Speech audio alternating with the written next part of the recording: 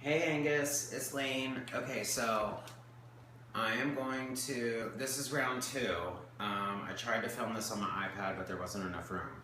So, I already started this, but I'm going to show you the concave bob. Alright, so what I did was I split it literally from hairline to hairline down the middle. I combed, I did about a 1/2 inch parting from the hairline, and I did it in an inverted A parting. I combed it all down. And I literally, you need to make sure that it is absolutely very wet. What I did when I cut this was I started on the right. I don't need 2 combs, that's my problem. I started on the right and I created my concave shape coming all the way up and down. Okay. So to create the undercut, I went about a 1/2 inch up. Drop the section. Again, make sure it's very, very, very wet. And now I want to make sure that this is just a touch longer than the first section I cut before. So I'm going to go down. She has a little bit of a cowlick right here, a little bit of an expressive growth pattern. So I'm going to go through and leave it about 1/3 of an inch longer as I go through and make my section.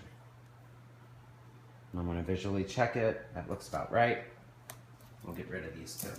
All right, I'm going to continue the cut. I'm going to do about another 1/2 of an inch.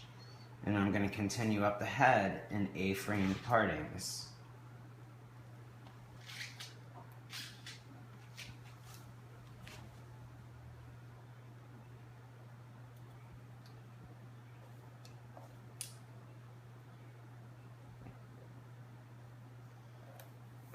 All right, we want to make sure again it's good and wet. It's best to have her head down so you can work properly. Okay. Again, about a 1/4 inch longer than the section before. We just want to go through and follow that line.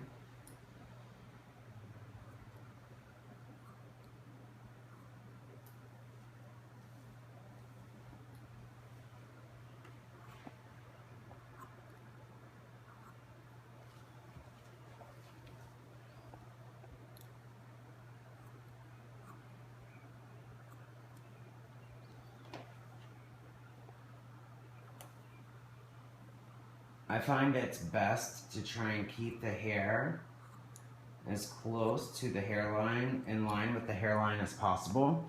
Then that way you're going to get the best inversion that way. What you want to do is you just want to go through and check the lines for consistency and symmetry on both sides.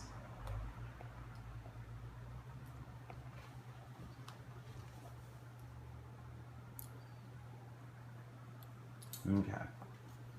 Go through. Those are about right. All right, now we're going to get to the occipital. So this is where the haircut changes. We're going to go through and we're going to do the same parting and go through and continue the undercut. We're still going to go down about 1/4 inch longer.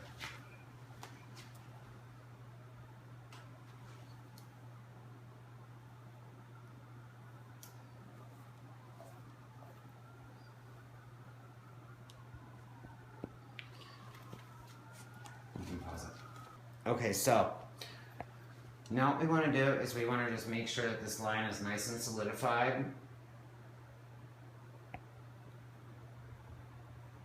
So we're going to actually tilt the head back up to where it's straight, because that's how she's going to wear her head most of the time. I know everybody likes to cut hair with the head down, but people don't wear their head like that all the time. So when they do wear their hair like that, you can always see the imperfections of the haircut. So this is an easy way to get rid of all of that before you have to go through and clean it up at the end. So pull their head back up, go through, and literally you don't have to put any tension on this at all. I'm literally not putting any tension on this hair, but I'm just cutting it according to the line.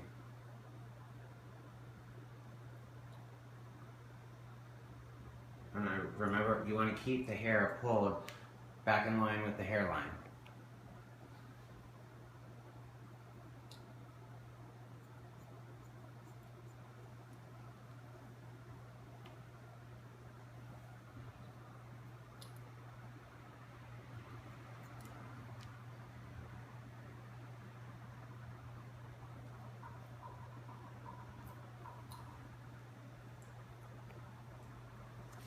Okay, so now we're going to start the graduation. So for that, we are actually going to put the head back down. We're gonna graduate this like a typical classic graduated bob. Part it down the middle. Push the right out of the way. We're going to do a 45-degree parting. We're going to pull the hair out 45 degrees. And then we're going to cut T to the part, but we're only going to cut the hair from the occipital. We're not going to cut into the undercut. You can see where that hair falls right there. We'll go back in. We're going to take another 45-degree angle parting. We're going to keep a stationary guide, which means every time we take hair from the outside, we're going to over-direct it to the inside and cut that hair off. Remember, we're not cutting into the undercut, guys. Or Angus, sorry. I think I'm teaching a class. We're going to grab this last section. We're going to pull it into the center at that 45-degree angle.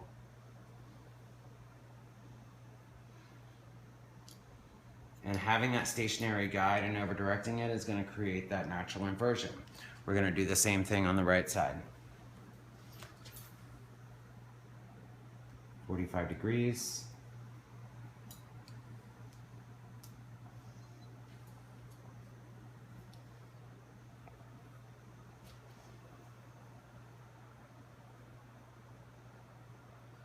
Make sure all the hair is combed in the direction it needs to be combed.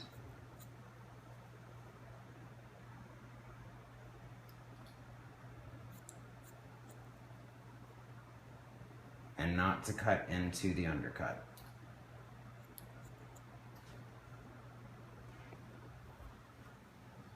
Another 45-degree section, over-direct it.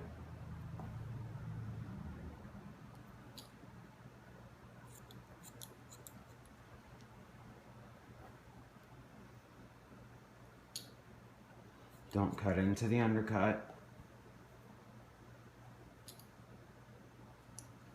And the last section. Over direct it to the center.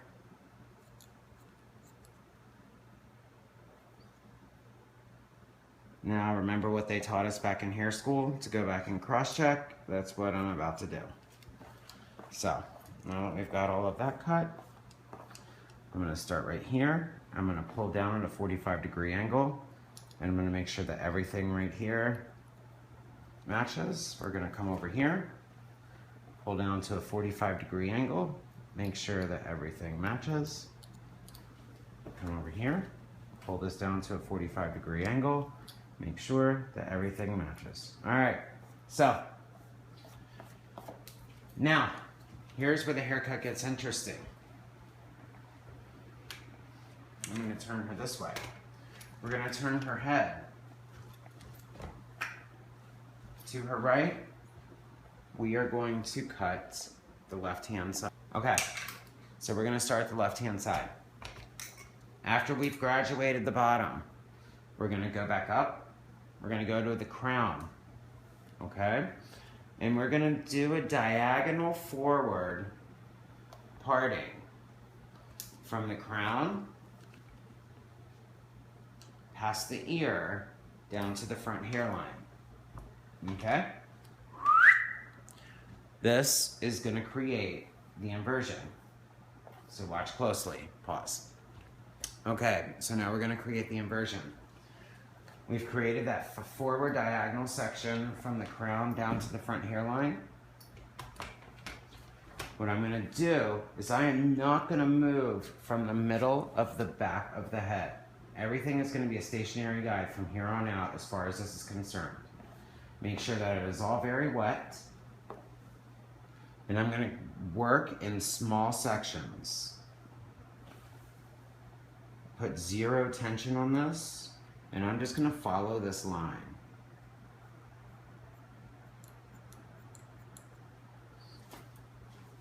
Okay, another section.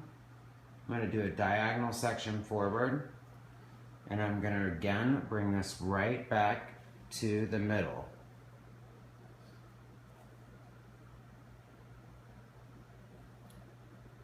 We're creating a little bit of an undercut because if you will see, the hair that I'm cutting is a little bit longer than the existing guide. Okay, so another forward diagonal section. Literally back to the middle. You'll be able to clean up the inversion if it's too steep. You'll be able to clean that up later. I kind of keep my fingers tilted at a little bit of an angle to create the inversion. Really define the shape. But the trick is to stay right here in the center. Get all this hair across the ear.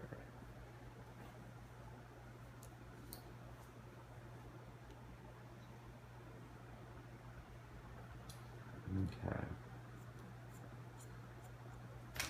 Now, doing that is going to create that inverted line that follows. As long as you keep right back here in the middle, that line will follow the shape of the haircut. You're gonna wanna repeat the exact same thing on the right-hand side. I'm gonna do that and I'll get back to you. Pause. Okay, so we had dropped both the right and the left side down to forward diagonal sections to the front hairline. And then we had pulled both sides to the center and created our inversion. So now what we're going to do is we're going to continue that pattern one more section up the head. So I'm going to drop the hair. And I'm going to do one more section from the top of the crown to the front hairline. Section out.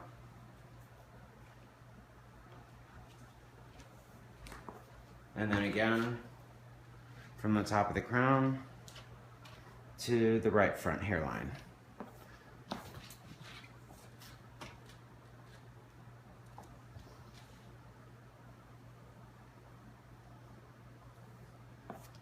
Section this out.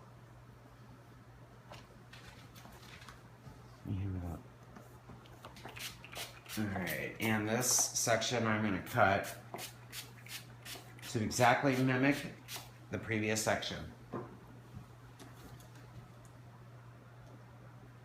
Head perfectly straight. Part down the middle. Left side. Bring to the middle. Hold with zero tension. The zero tension is so important. If there's tension on these sections, you will create something called pressure graduation, and it will completely take away from the undercut. So it's very important that when you hold the hair in your fingers, that you're literally just replacing the tension from the comb. And as I come around back to the front, I bring it directly back to the middle.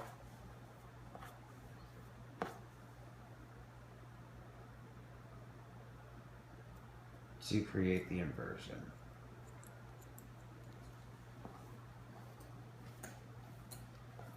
I'm going to go back and do that on the right side. Pause. Okay, so you have a couple options here. There's already a little bit of hidden graduation down here. I like to keep this and let the rest of the haircut fall on top of it because it becomes a beautiful undercut and it grows out really nicely. Or you could go through here and graduate this a little bit more. If you wanted some more layering through here to open up some of this, I tend to like to do that when it's dry. So what I'm gonna do is just go through and finish the haircut as if I was doing it. So once you have this little bit of hair left, you're gonna go back and find her natural part. You're gonna drop the rest of what you've got, and now you're gonna find her natural part. So we're gonna pretend that her part today, let's see how she wants to fall.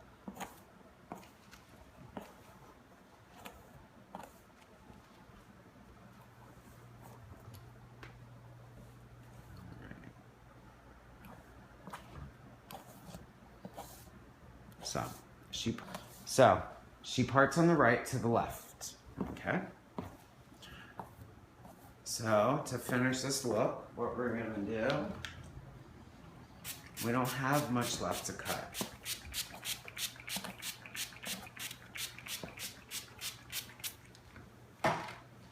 So just like we have finished the last few sections, we're gonna finish this last top part. I'm gonna find the middle section, split it.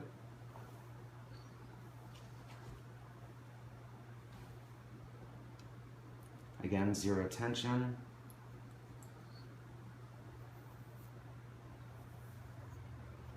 Pull it back to the middle.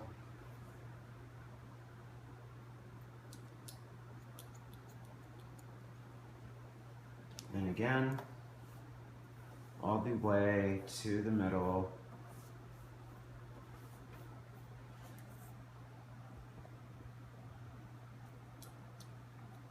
Now, this, sometimes I like to just leave disconnected, and you can fix that when you get to it. This side, just go ahead and follow the pattern.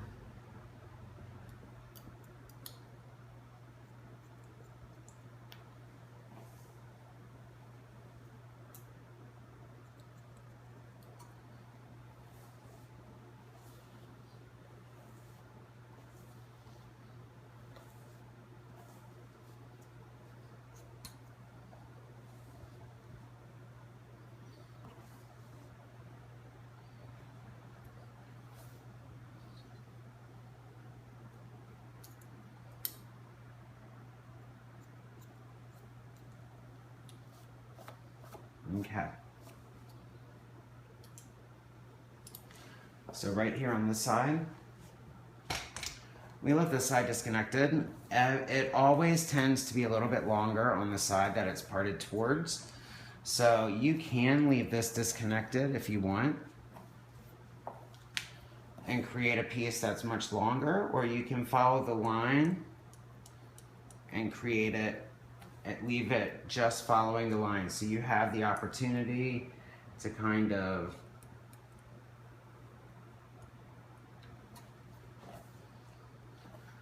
be really exaggerated or just come through, again with zero tension.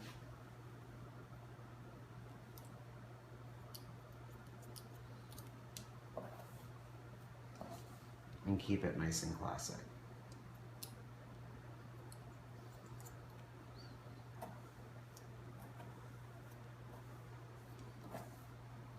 Remember to keep the hair pulled back so we don't create holes where the ear is. So that's how we're gonna leave the shape. I'm gonna go ahead and blow dry it, and then I'll show you how to detail it. Okay, so here is the pure form of our concave graduated bob. And it's got the concave shape through there, the graduation down through the bottom, and it falls on top, and it's got a really great shape. It's really classic haircut, and it looks great like that, but we're gonna do a few dry cutting techniques just to make it look a little bit more seamless. So after I've blown it out and run an easy flat iron over it, I'm gonna come through, I'm gonna section out this top section.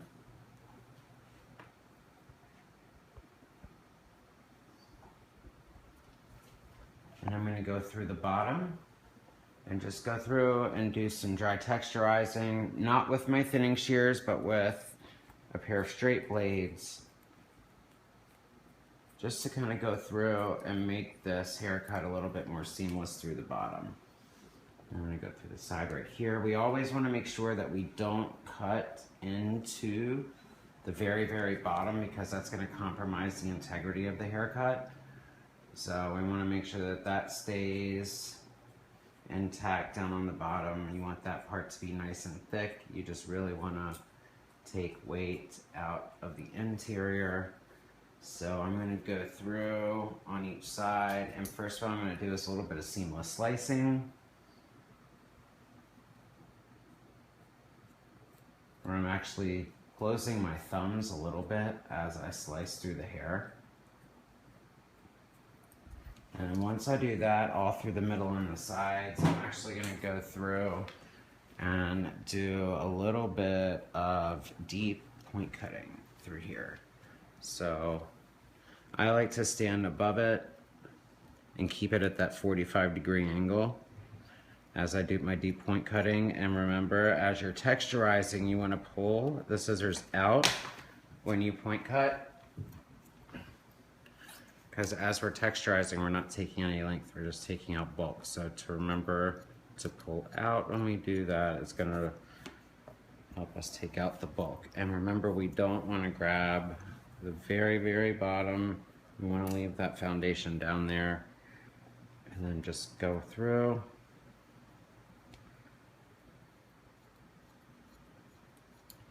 And lighten some of that up. Same with this left side.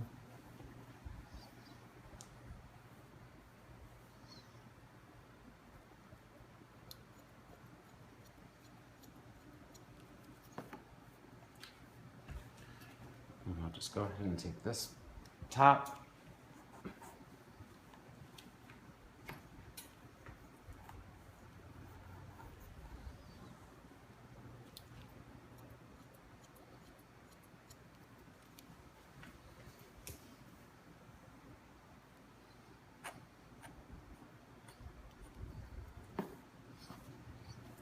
Let that fall, come through. What I like to do when I'm texturizing the front is I kind of like to take a diagonal section and leave, kind of go through the way that we did when we cut the pure form.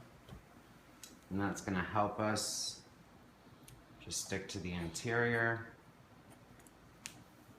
A little bit of deep point cutting through here.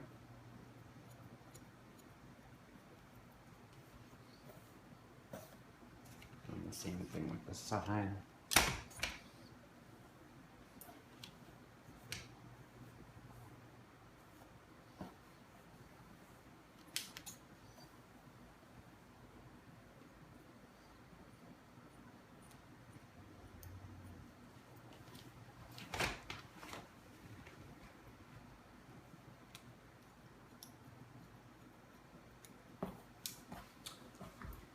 And Angus, there is your haircut. You can always go through and pick up, and always, like, you can just go in and soften any more lines up that you want and make it more seamless, but you get the gist.